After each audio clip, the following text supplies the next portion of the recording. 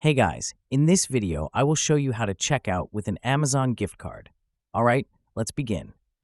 Open the Amazon app or visit Amazon.com. Select the item you want to purchase.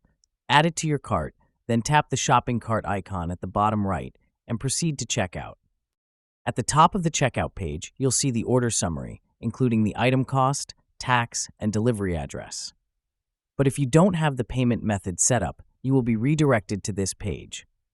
Here, you just need to toggle on the gift cards feature and a new blank field will appear.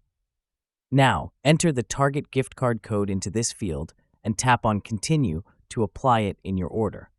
If your gift card covers the entire cost, no additional payment will be required. If the gift card balance is less than the total, Amazon will automatically charge the remaining amount to your backup payment method, such as a saved debit or credit card. So that's basically how you can check out with an Amazon gift card. And that's it for this video.